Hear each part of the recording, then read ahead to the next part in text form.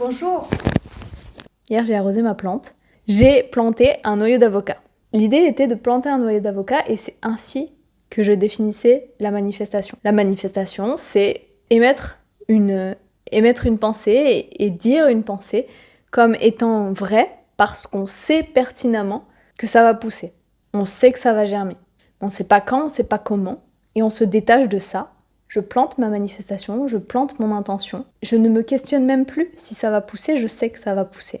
La seule chose que je fais, c'est que j'arrose et que je mets du soleil et je m'en occupe. Mais sans déterrer le noyau tous les jours pour vérifier s'il a germé. On ne voit que le pot, on ne voit que la terre. Et on se dit, ça pousse. J'ai confiance. Et peu importe le temps, je ne sais même plus quand je l'ai planté, on se dit un jour, je verrai quelque chose. Un jour, je verrai quelque chose et j'ai aucun doute là-dessus. J'y crois et c'est la foi. C'est j'y crois. Et c'est exactement ça la manifestation. Je comprends que ce soit difficile d'affirmer quelque chose qui, factuellement dans la 3D, n'est pas. Alors on nous demande d'ignorer ce qui se passe et d'incarner simplement, mais je comprends que ce soit difficile et pour moi aussi ça l'est. Alors une alternative que j'ai beaucoup aimée dans ce livre est que l'alternative est alors de dire, par exemple, le succès s'en vient dans ma direction, l'amour s'en vient dans ma direction.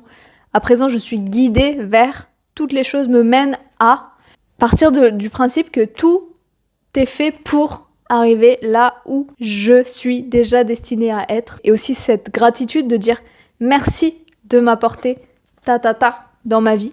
Parce que chaque pensée, c'est de l'énergie. Chaque pensée que tu émets, chaque parole que tu émets, c'est une demande.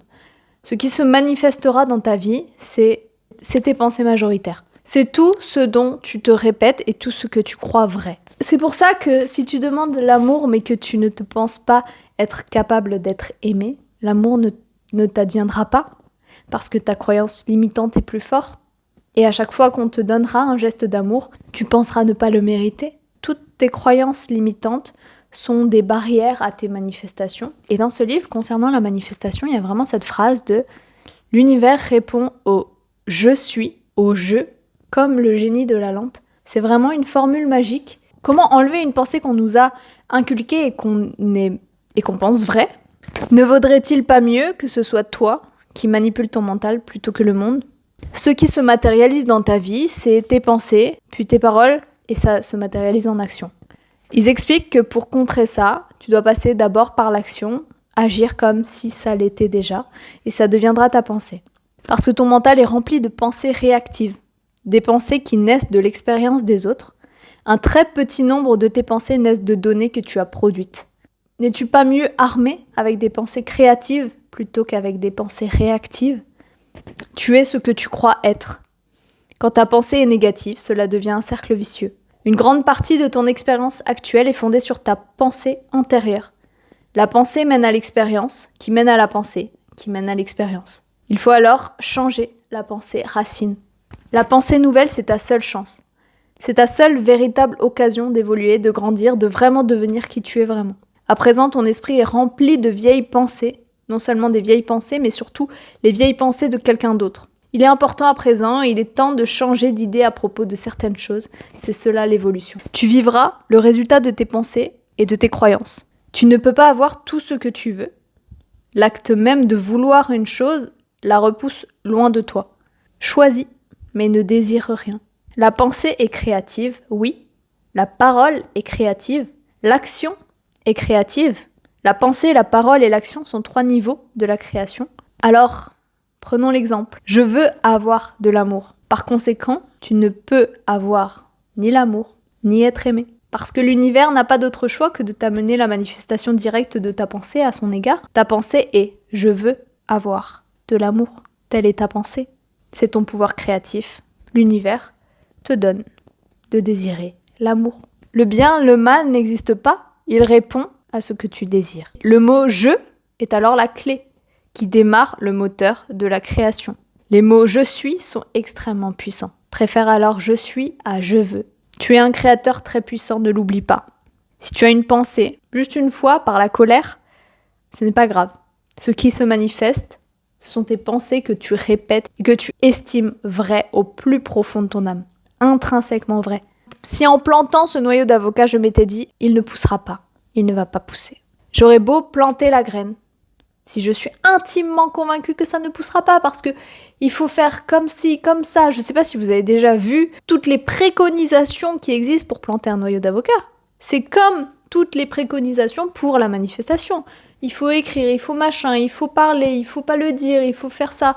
Comme ci, comme ça. C'est exactement pareil pour le noyau d'avocat. Quand on cherche sur internet comment planter un noyau d'avocat, certains nous disent qu'il faut l'éplucher, d'autres non. Certains nous disent qu'il faut le cul de l'avocat dans l'eau, d'autres nous disent non, il faut le mettre complètement dans l'eau, d'autres nous disent il faut pas le mettre dans l'eau, il faut le mettre dans un papier humide, à l'obscurité, d'autres nous disent non, il faut pas le mettre à l'obscurité, il faut le mettre au soleil, mais dans un papier humide, effectivement, et ne pas le toucher pendant 2-3 mois. Que des techniques, au même titre que toutes les techniques qu'on nous demande en manifestation, toutes les techniques qui font qu'on se prend la tête. On se prend la tête à se dire « Mais est-ce que là, je l'ai écrit 3 fois, alors est-ce que ça va se manifester? Si là, je l'ai écrit qu'une seule fois, est-ce que là, vu que j'ai fait ça, est-ce que... stop !» Moi, j'ai pris tout ça, toutes ces techniques de noyau d'avocat, au même titre que je prends toutes ces techniques de manifestation et je les jette. Je me suis dit « Je veux faire planter un noyau d'avocat, j'ai quoi comme connaissance? La terre. Je le plante. Et je m'en fiche. Et on m'a dit « T'es sûr que ça va pousser ?» Je le sais que ça va pousser. Oui, je suis sûre que ça va pousser. Donc, à la fin de cette vidéo, j'espère vraiment que tu auras saisi comment manifester. Parce que la manifestation, souvent, on veut, et souvent, on repousse du coup. Par la simple lecture de ce livre, j'ai compris pourquoi on repousse. C'est parce qu'on est en train d'attirer nos peurs, ce à quoi tu résistes, ce à quoi tu as peur, persiste et devient ta réalité. Ce vers quoi tu vibres, est attiré vers toi. Ce n'est même pas toi qui vas vers la chose, c'est la chose qui vient à toi. Donc quand tu répètes une pensée, quand celle-là devient ta nouvelle norme, quand celle-là devient ta réalité, c'est ça qui se manifeste. Alors tes émotions qui te traversent ne se manifestent pas parce qu'elles te traversent. Par contre, si tu t'y attaches et que tu en fais une réalité, il y a de fortes chances que ça devienne ta norme. Une pensée ou une parole sans cesse exprimée devient précisément cela, exprimée. C'est-à-dire expulsée dans la matière. Elle se réalise à l'extérieur. Elle devient ta réalité physique.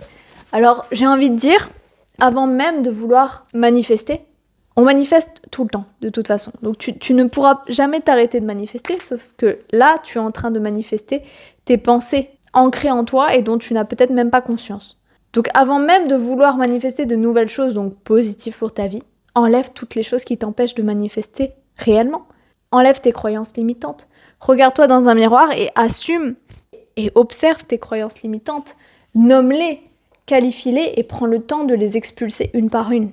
Sinon, ta manifestation va peut-être pointer le bout de son nez, mais repartir parce que tu auras manifesté l'inverse, par peur ou par croyance limitante, tout simplement. Alors passer du « je veux » à « j'ai »,« je suis ». Et c'est là que certains diront « oui, mais comment dire « je suis » alors que ça n'est pas encore. Et c'est là que je reprends ma phrase de « produis une pensée que tu peux accepter, qui est acceptable pour toi. Toutes les choses me mènent à, me mènent vers. » Certains disent que tu n'as pas besoin de croire à tes manifestations.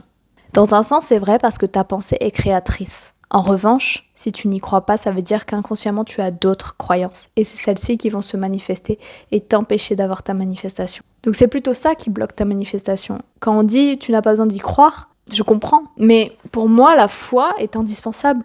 Parce que si tu n'as pas la foi, tu n'es pas dans ce « je suis », tu n'es pas dans cet état d'être. Donc peut-être que pour commencer, tu ne vas pas y croire, et peut-être que c'est par là que le processus doit passer pour arriver ensuite à manifester, parce que tu ne peux pas passer de croyance limitante à « je suis ». En une journée, c'est impossible, tu vas devoir fake it until you make it.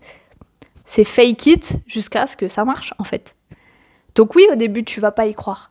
Et peut-être que ça va mettre du temps à se manifester. Mais c'est par là que tu dois passer. Par contre, il y a un moment donné où tu vas devoir développer cette foi. Cette croyance et cette foi que peu importe ton souhait, peu importe ce que tu choisis, tu n'y vas pas en manque parce que tu sais pertinemment que peu importe le comment et peu importe le temps, ça arrivera. C'est planter une graine et ne plus se soucier de ce qui se passe. C'est accepter de planter une graine dans un pot opaque. Ce serait trop simple de planter une graine dans un pot transparent et de voir, d'observer ce qui se passe. Mais tu n'y as pas accès. La 3D, c'est ça. C'est tout simplement ça, la 3D. Je vois rien. Voilà, c'est ça ma 3D. Mon noyau d'avocat, je sais pas où il en est. C'est ça ma 3D. Maintenant, qu'est-ce qui se passe là? Eh ben c'est ma foi qui va te le dire. Ma foi, elle te dit que là, mon noyau d'avocat, il est en train de germer. Et j'en suis convaincue. J'en suis convaincue.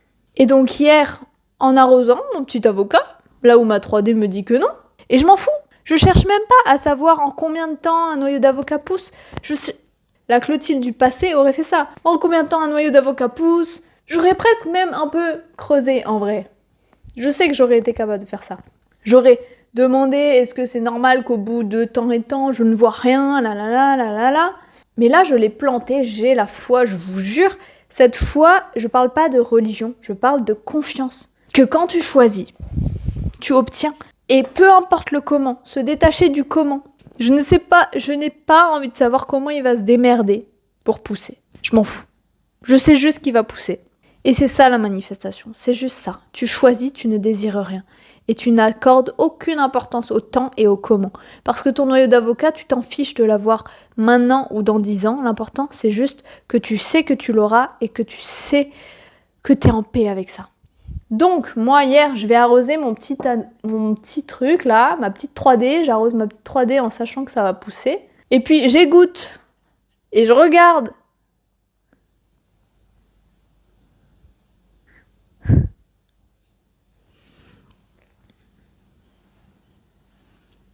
Le petit point blanc, là, que vous voyez, là. C'est une racine. Donc, on reprend. Il y a je sais même pas combien de temps j'ai planté mon noyau d'avocat. J'avais la foi, je savais qu'il allait pousser, je voyais rien. Là, on peut regarder, il y a vraiment rien. Je continue, ça va pousser. J'ai pas cherché à savoir, j'ai cherché à voir si ça goûtait, si j'avais mis assez d'eau ou pas. Et là, je vois. C'est ça. Alors même que tu ne vois rien, tout se passe. Il y avait une phrase qui disait « Tout agit en coulisses. Tout agit sous terre. Tu choisis, tu ne désires rien. Tu ne vas pas en manque, tu as la foi. » Nombre de manifestations où je suis allée en manque, je n'ai rien obtenu. La première manifestation où je suis allée en manque, c'est mon examen que je voulais à tout prix obtenir. C'était je veux, parce que si je n'ai pas, je ne suis plus rien. Je l'ai pas eu. Et l'année où j'ai commencé à me dire, je n'ai plus besoin de cet examen. Je vais le passer, mais je n'ai plus besoin parce que j'ai ma légitimité, tout va bien. Je l'ai eu. Je l'ai. Je l'obtiens. Et alors, voilà, encore une fois, nombre de manifestations où je vais en manque. Nombre de manifestations où je suis dans le contrôle de je veux, mais je me reprends. On manifeste tous les jours, on sait manifester. C'est juste qu'on ne sait pas comment manifester ce que l'on souhaite. C'est quand même bête. Mais on sait manifester. On sait très bien même. C'est juste que souvent, et en plus, malheureusement, on se laisse trop avoir par ce que l'on voit.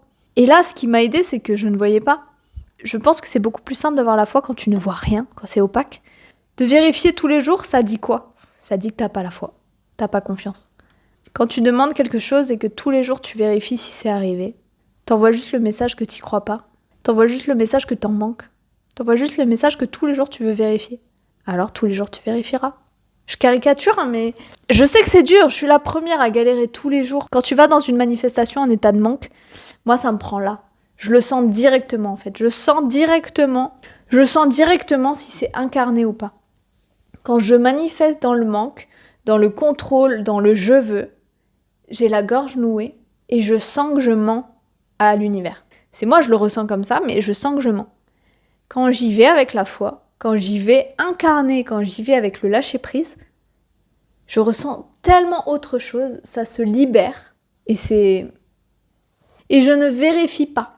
Parce que ce serait complètement idiot de planter une graine et de vérifier si elle pousse, parce qu'en la déterrant, tu freines le processus. Dans les champs, ils ne vont pas déterrer les semences pour vérifier que le maïs va pousser. Jamais. Tu sèmes et tu sais que ça va pousser, c'est tout. J'ai pas besoin de vous faire une vidéo d'1h30, j'ai pas besoin de vous décrire 1001 techniques. J'ai juste besoin que vous compreniez cette métaphore de l'avocat. Et si tu as besoin de la comprendre en l'incarnant pleinement, va acheter un noyau d'avocat bio et plante-le. C'est tout. Le jour où tu vas voir cette avocatier sortir de terre, tu comprendras et tu t'en rappelleras à chaque manifestation. Que c'est ça ton pouvoir créateur. Alors oui, vous allez me dire, tu mets un avocat dans la terre, c'est beaucoup plus simple de se dire qu'il va pousser que de demander le succès ou l'argent. Je sais, je compare pas. Je dis juste que le processus est le même. Cette métaphore de l'avocat, elle est pas là pour comparer ton souhait à un avocatier qui pousse dans la terre. C'est pas ça. Comprends bien que c'est tout ce qu'il y a autour. C'est cet acte de foi, de placer une graine et de savoir qu'elle va pousser sans se soucier du comment ni du pourquoi. C'est ça arroser une manifestation. C'est ça faire des techniques de manifestation. Ce n'est pas faire de la magie et se dire ça va fonctionner encore mieux. C'est simplement se dire et se rappeler cette croyance et cette foi. Donc, j'espère que ça t'aidera dans tes futures manifestations. Commence par identifier tes croyances limitantes. C'est la racine de tout. Puis ensuite, plante tes graines. Et n'attends rien. Choisis mais ne désire rien. Choisis mais n'attends rien. Incarne, vibre et sois dans cet état d'être. Dis je. Demande à ton génie, là-haut, d'exaucer tes vœux et non tes souhaits. Demande à ton génie d'exaucer ce que tu es et non ce que tu veux. Telle est la nuance. La nuance est tellement subtile, mais elle est là. Moi et mon avocatier, on vous souhaite une bonne soirée. Et voilà, tout mon amour.